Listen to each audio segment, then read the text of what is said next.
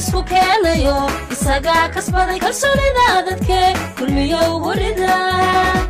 dhaqaalaha kobce kaalin qaadayo kobka horumarku kor u qaadayo kulmiyeynune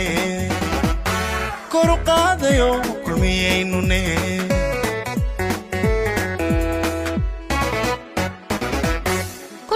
bulshada isku keenayo isaga kasbaday kalsoonida dadka kulmiyo warida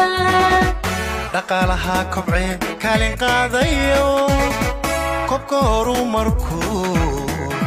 kor u qaadayo kulmiyeynune kor u qaadayo kulmiyeynune